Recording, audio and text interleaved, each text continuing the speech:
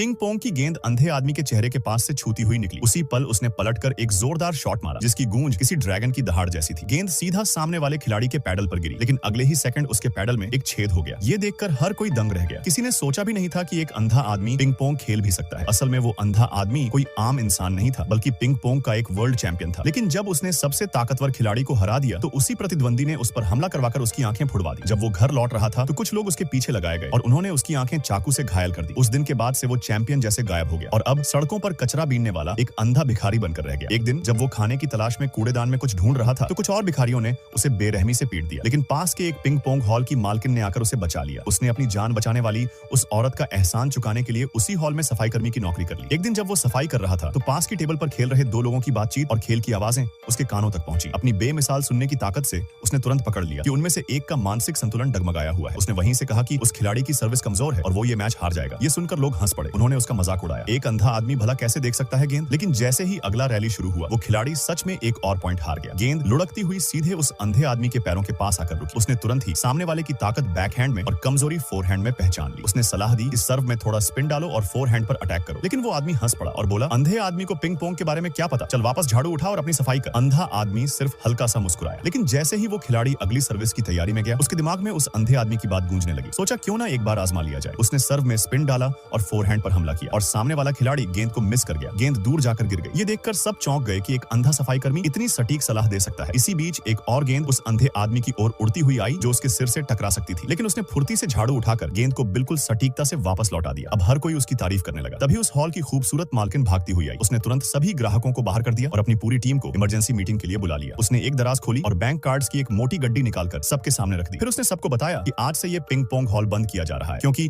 एक पुराना ट्रेडर एक राज्य स्तरीय चैंपियन को लेकर चुनौती देने आया है। अगर हम हार गए तो पूरा हॉल हमें छोड़ना पड़ेगा। मालकिन जानती थी कि उसकी टीम इस स्तर के खिलाड़ी का सामना नहीं कर पाएगी, इसलिए उसने अपने सारे सेविंग्स टीम को बतौर फेयरवेल देने का फैसला किया। लेकिन उसकी टीम ने कसम खाई थी कि वो उसके साथ आखिरी दम तक खड़े रहेंगे। मालकिन ने फिर भी कहा कि वो उनके भविष्य को खराब नहीं करना चाहती और चाहती है कि सब चले जाएं। उसने फिर एक अलग बैंक कार्ड अंधे आदमी को थमाया और कहा, तेरी जिंदगी सबसे मुश्किल है, ये पैसा तू ले जा। अंधे आदमी ने उस दिन को याद किया जब उसने उसकी जान बचाई थी और सोचा कि वो इस हॉल को बर्बाद होते हुए कैसे देख सकता है। फिर भी उसने कार्ड ले लिया। ये देखकर सबने उस अंधे आदमी को कोसना शुरू कर दिया। नालायक, एहसान फरामोश। मैनेजर तो उसे पीटने तक चला गया, लेकिन मालकिन ने रोकते हुए कहा, ये पैसे उसी के हक के हैं। उसी समय ट्रेडर अपने खिलाड़ियों के साथ हॉल में दाखिल हुआ। उसके साथ जो मुख्य खिलाड़ी था वो दुनिया का तीसरे नंबर का पिंग पोंग खिलाड़ी था। ट्रेडर ने कहा, अगर तुम में से कोई भी इसे हरा दे तो मैं हार मान लूंगा। टीम का सबसे सीनियर शिष्य सामने आया, लेकिन राज्य स्तरीय चैंपियन के सामने वो टिक ही नहीं पाया। एक भी शॉट वापस नहीं कर सका और शर्मनाक तरीके से 11 से 0 से हार गया। सामने वाले की ताकत देखकर अब मैनेजर खुद मैदान में उतर गया। मैच शुरू होते ही दोनों तरफ से जबरदस्त शॉट्स चले, लेकिन बस 10 रैली के बाद ही अंधे आदमी ने कुछ गड़बड़ महसूस की।